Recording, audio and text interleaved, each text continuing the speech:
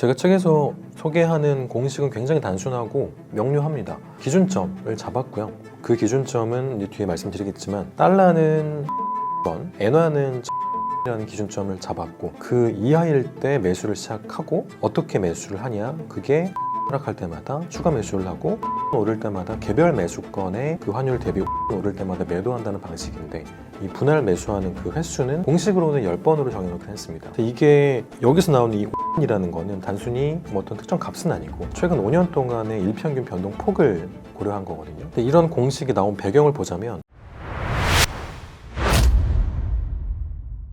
투자라는 얘기가 붙다 보니까 되게 뭐 거창한 영역이라고 생각하시는 분들이 많은데, 달러 투자는 사실 일반적인 분들이라면 대부분 다 해봤을 거거든요. 왜냐하면 우리가 이제 해외로 여행을 갈 때 원화를 이제 달러 또는 뭐 그 나라의 통화로 환전을 하잖아요. 그리고 나서 거기서 다 사용한 다음에 남는 돈을 뭐 면세점에서 다 쓴다든지, 아니면 좀 큰 돈이 나오면 다시 은행에 갖고 와서 재환전을 하잖아요. 그때는 이제 우리의 환전의 목적이 여행이었다면 이제는 이제 투자 목적이 되는 거죠. 환차익을 목적으로 환전을 하는 게 결국엔 달러 투자라서 거창해 보일 수 있지만 굉장히 단순하고 다 경험해 보셨을 겁니다. 워런 버핏이 2011년도 이제 버크셔 해서웨이 연례 주주서원을 통해서 그 분이 생각하는 자산의 종류를 이렇게 구분한 바 있습니다. 그게 생산 자산과 비생산 자산, 통화 기반 자산, 이렇게 세 가지로 나눴었는데, 뭐 표현 뭐 하나하나 설명한다기보다는 이제 워런 버핏이 선호하는 그 생산 자산이라 하면 결국은 기업이거든요. 기업이라는 거는 본인들이 스스로가 가치를 창출하기 위해서 뭐 개발도 진행을 하고, 물건을 판다고 하면 그걸 더 많이 팔기 위해서 노력을 하잖아요. 그러다 보니까 이 기업이라는 이 생산 자산은 시간이 갈수록 알아서 좀 가치가 우상향하죠. 통화 기반 자산은 그렇지가 않습니다. 당연히 통화라는 거는 뭐 시간이 간다고 해서 부가가치를 창출하지도 않고 현금 흐름을 만들지도 않죠. 그러다 보니까 워런 버핏은 이런 통화 기반 자산을 장기로 가져가는 거에 대해서는 굉장히 리스크 있다라고 평가를 했습니다. 이게 현금을 들고 있는 것 자체는 어떻게 보면 안전할 수 있는데, 그 현금을 어디 사용하지 않고 장기로 가져가게 되면 인플레이션을 이제 극복하지 못하고 실질 구매력을 하락시키는 거기 때문에 이제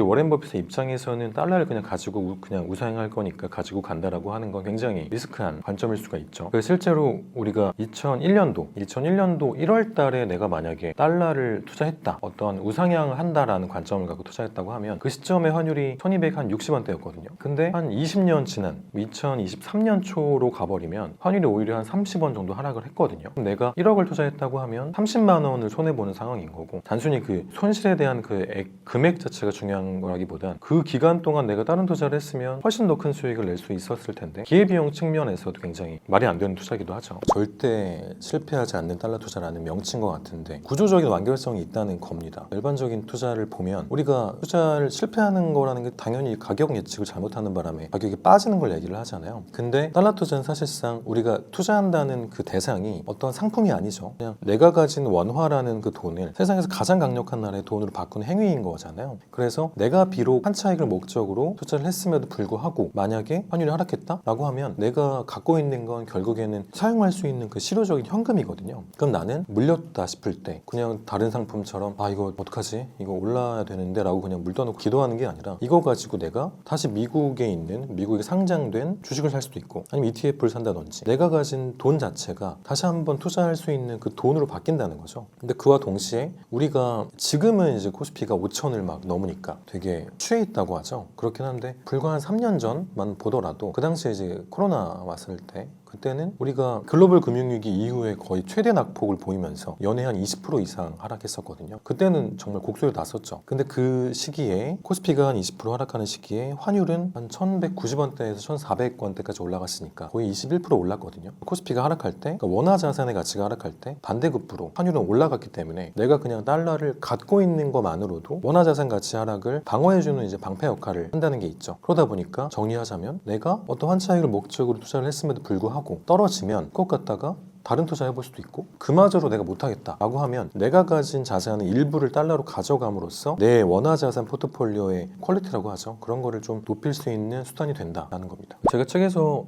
소개하는 공식은 굉장히 단순하고 명료합니다. 기준점을 잡았고요.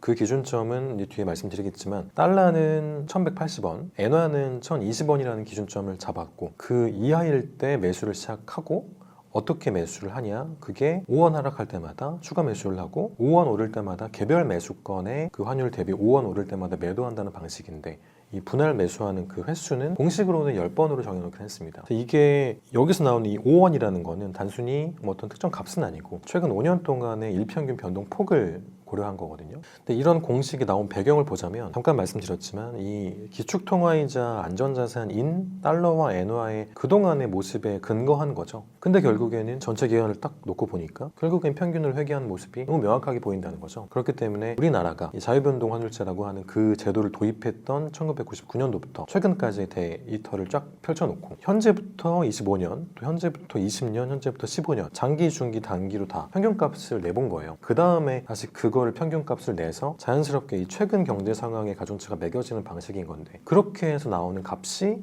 아까 말씀드렸던 달러 1180원, 엔화 1020원입니다. 그래서 이 구간 밑에서 우리는 어떤 예측을 하지 않고 믿지 않고 그냥 나는 그동안에 보였던 본질적인 특징에 기반해서 일평균 변동폭을 고려해서 분할 매수할 거야가 되는 게 제 책에서 얘기하는 공식입니다. 개별 거래를 하는 이유는 이 달러 투자가 가진 압도적인 비용의 장점 그리고 잠깐 설명드렸던 시장의 특징이 있죠. 달러 투자는 비용이라고 할 수 있는 그러니까 비용을 나눠보면 세금과 거래 비용이거든요. 세금은 이거는 명확합니다. 이제 개인이 환차익을 목적으로 투자하는 건 세금이 없거든요. 그러면 이 두 가지 요인 중에 하나는 없는 거고 그럼 거래 비용을 계산해 봐야 되는데 거래 비용은 옛날 같은 경우에는 환율 우대 받는 게 굉장히 어려웠습니다. 기본적으로 뭐 40% 50%밖에 안 줬으니까. 근데 이제는 기본적으로 우대를 해주는 플랫폼이 많기 때문에 최소 90% 이상 받거든요. 90% 받고 95% 받고 하면 거래 비용이 내가 투자하는 금액의 0.1% 0.2% 내외거든요. 그럼 내가 이 투자를 통해서 발생하는 비용이라는 건 그게 전부인 거죠. 그런 일반적인 투자 상품과 비교했을 때 압도적인 비용의 장점이 있다 보니까 내가 거래를 많이 한다고 해도 비용으로 녹아지는 게 없는 거죠. 그럼 내가 이 장점을 살리려면 거래를 좀 많이 하면 되겠네라는 게 도출될 거고요. 그러면 내가 거래를 많이 하는 게 의미가 있나라는 걸 생각해 보면 그게 결국엔 시장의 특징과 연결되는 건데 말씀드렸던 것처럼 이 환율, 이 외환 시장은 계속해서 레벨과 관계없이 수요가 무조건 들어옵니다. 또 국가도 펀더멘탈과 너무 좀 이격이 크면 들어오게 되니까 어쩔 수 없이 우리가 그냥 종가만 봐서 흐름을 보면 추세적 하락으로 볼 수 있어도 그 안에서 등락을 계속 반복하거든요. 뭐 달러 같은 경우도 30원 빠졌다가 갑자기 막 30원 오르는 경우를 너무 많이 봤잖아요. 그러니까 그런 식의 좀 반발력이 굉장히 큰 편입니다. 그래서 우리는 그런 식의 반발을 분할 매매를 통해서 계속 대응해 나가는 거죠. 이런 식으로 개별 거래를 통해서 거래를 지속하다 보면 평단가 개념으로서는 마이너스가 뜰 수 있는데 실현된 수익은 누적되다 보니까 결국에는 어떤 시장 상황 속에서도 안정적으로 수익을 낼 수 있는 방법이 되는 거죠. 아니 지금 1,400원 된 지가 몇 년째인데 기준가 1,180원 잡으면 내가 투자 어떻게 해? 라고 했는데 1,180원은 분할 매매에 적용되는 조금 안정적인 레벨이라는 얘기예요. 우리가 아까 얘기했다시피 결국엔 우리가 돈을 사는 행위니까 생각을 확장하자는 겁니다. 내가 달러에 투자할 거야 라고 하면 평균 회귀라는 특징에 기반해서 투자를 한다고 하면 1,180원이 굉장히 유의미한 기준점이 될 수 있는데 내가 거기까지 안 올 것 같아. 나 지금 눈오면 올 것 같은데 투자 어떻게 할 거야? 라고 하면 생각을 좀 바꾸는 거죠. 내가 지금 하고 싶으면 분명한 거는 역사적인 그 장기 적정 수준보다는 굉장히 오버슈팅된 레벨이거든요. 그럼 내가 빠질 때 엄청 빠질 수 있으니까 그럼 내가 달러 투자하고 싶은데 하더라도 분할 매매 안 해야겠다. 한 분할 매매는 한 두세 번씩 하고 한 뭐 5원 10원 빠지면 분할 매수하고 그 이상 빠지면 나는 이거 내가 관심 있게 뒀던 ETF를 산다든지 주식 산다든지 그렇게 계획한다는 거죠. 중요한 거는 내가 투자를 시작할 때 레벨이 아니고요. 내가 어떤 레벨에 시작했다고 하면 그 레벨에서 환율이 어떻게 움직일 때마다 어떤 계획을 갖고 투자하느냐가 중요한 거겠죠. 일단 엔화부터 말씀을 드리면 엔화는 지속적으로 굉장히 조롱의 대상이었거든요. 조롱의 대상이었는데 그 흐름을 좀 보자면 엔화 환율이 2022년 3월 달쯤에 제가 얘기했던 그 기준가 1,020원 미만 그러니까 이하로 떨어졌고요. 그 다음에 한 970원, 60원 정도의 기준점을 잡고 아래 위로 한 2, 30원씩 흔들면서 횡보를 1년 동안 보여줬거든요. 그러다가 한 번 더 빠지고 거기서 횡보를 보여준 다음에 작년 4월쯤에서 1,020원대로 확 올랐었어요. 그러고 다시 지금이 된 거죠. 근데 이거를 우리가 그냥 이제 사놓고 기다리는 투자를 한 분들이라고 하면 엔화는 굉장히 투자 수익률이 엉망이겠죠. 그냥 뭐 1,020원에 샀다가 이제 올라가는 듯 하더니만 떨어졌으니까. 근데 이제 분할 매매로 적용을 했다면 일부 물량은 물려 있을 수 있거든요. 근데 그 밑에 구간에서 계속 빈번하게 매매가 이루어졌기 때문에 내가 눈으로 보는 평가 손실은 움직이는 거잖아요. 시장 상황에 따라서. 근데 내가 매매를 통해서 실현 수익이 생기다 보니까 그게 계속 누적이 됐을 거거든요. 그래서 실제 엔화 투자를 해본 분들은 아시겠지만 횡보장이 더 좋고 또 하락장에서도 수익을 계속 내는 걸 알 수 있거든요. 그 이유를 보자면 결국에는 이 통화라는 건 다들 아시겠지만 각 국가의 그 경제적인 기초 여건보다 과도하게 이탈하면 정부가 개입을 합니다. 중앙은행이 기준금리를 조정하거나 시장에 개입을 하죠. 개입을 하고 또 이 외환시장은 단순히 투기 세력뿐만 아니라 환율이 어떤 수준에 가 있던 출입 기업들은 결제 수단이기 때문에 무조건 들어와야 돼요. 그러니까 연중 어떤 상황에도 불구하고 수요가 있다는 얘기죠. 그러다 보니까 이게 뭐 3년 전 환율과 지금 환율의 딱 절대값만 보면 차이는 얼마 없거든요. 근데 그 와중에 계속해서 수요가 존재했기 때문에 등락을 엄청나게 반복했단 말이에요. 그러다 보니까 수익이 누적된 수익이 엄청 많기 때문에 내가 눈에 보는 평가 손실 이상으로 수익이 누적됐겠죠. 그게 결국에 분할 매매의 장점인 거고요. 또 엔화는 그렇게 제가 얘기한 대로 1,020원에 투자했다고 하면 좀 윗구간에서 물려있을 거거든요. 그럼 이제 제가 말씀드렸던 우리가 이 투자하는 거는 결국엔 돈이잖아요. 그럼 내가 엔화를 샀으니까 뭐 어떻게 할 수 있을까? 그러면 고민하다 보면 당연히 엔화로 거래할 수 있는 건 도쿄 증시에 상장된 일본 주식일 거잖아요. 일본 주식은 2022년 이후부터 역사적인 강세장이었고요. 고점을 계속 갱신해 왔습니다. 그러면 내가 1,020원에 너가 시작하라 그래 시작했는데 보니까 계속 행보만 보였고 일부 물렸잖아. 분할 매매 하지 않아도 그걸 내가 생각을 조금 해서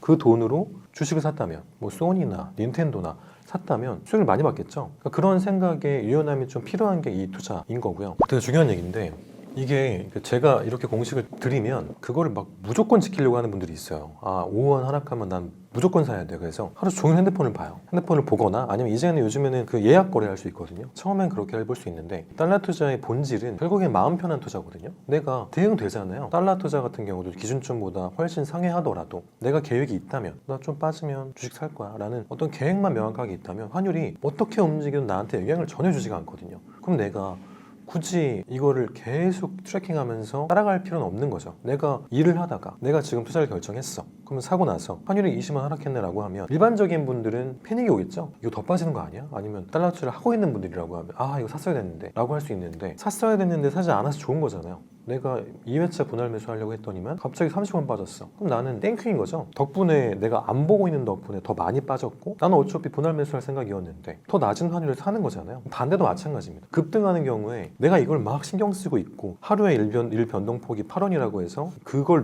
절대 놓치지 않으려고 눈에 불을 켜고 보고 있으면 더 큰 수익을 볼 수 있는데도 그 기회를 날려버릴 수 있거든요. 결국엔 내가 대응할 수 있고 나는 어떤 상황에서든 이 투자는 실패할 수가 없다라는 그 구조적인 완결성을 내가 인지하고 있다면 급등과 급락은 굉장히 좋은 상황입니다. 좋은 가격에 매수하거나 좋은 가격에 매도하기 때문인 거죠. 적립식 투자라는 방식은 장기적으로 그걸 모아간다는 얘기잖아요. 그러니까 내가 모아갈 계획이 있다고 하면 환율 수준과 무방하게 할 수는 있겠죠. 근데 뭐 제 생각은 굳이라는 겁니다. 어떤 상황에서든 대응이 다 되니까 이거를 내가 굳이 내가 가진 돈을 조금씩 달러를 모아가지 않더라도 뭐 제가 생각하는 거는 환율은 언제든 내려갈 수 있고 지금 레벨은 분명히 해소가 될 거란 말이에요. 그래서 뭐 굳이 적립식으로 한다기보단 이 달러 투자의 매력이라는 거는 결국엔 적극적인 능동적인 투자라는 거거든요. 그러니까 내가 조금 어떤 상황에서든 내가 어떻게 해보고 저렇게 해보고 이런 방법을 고민하는 게 낫지 적극적으로 좀 적립식보다는 그때그때 상황에 맞춰서 해보는 것도 괜찮을 것 같습니다. 다르진 않습니다. 이제 말씀하셨던 사회초년생과 4050 은퇴를 앞둔 분들이 투자의 형태가 달라야 되는 이유는 시간의 문제죠. 전자의 경우 좀 젊은 분들은 내가 투자를 비록 실패하더라도 좀 시간을 녹여서 어떻게든 그걸 수익으로 바꿀 수 있는 기회가 있는데 이제 은퇴를 앞둔 분들은 시간이 짧죠. 내가 까딱 잘못하면 물려있는 기간이 길어지게 되고 내 은퇴 후 생활에 영향을 주니까 그런 분들한테는 사실 저는 비트코인 암호화폐를 굉장히 신뢰하는 사람인데 그런 분들한테는 굉장히 그런 암호화폐는 위험할 수 있죠. 왜냐하면 대부분의 사람들이 지금 비록 조정은 왔지만 대부분의 사람들이 우상향할 것이라고 인정하는 그런 거에 투자하기는 굉장히 위험한 거죠. 근데 달러 투자는 그러지가 않죠. 이제 본인의 사회 초년생이던 4050이든 상관없이 굉장히 단기간의 수익을 현금 흐름을 만드는 투자이면서 내가 가진 원화자산 가치를 방어해주는 역할을 하기 때문에 어떤 투자자의 성향을 나눌 필요는 없죠. 토스뱅크랑 키움증권을 가장 얘기를 많이 합니다. 토스뱅크는 일단 상품 자체를 환전 수수료 무료인 상품을 내놨거든요.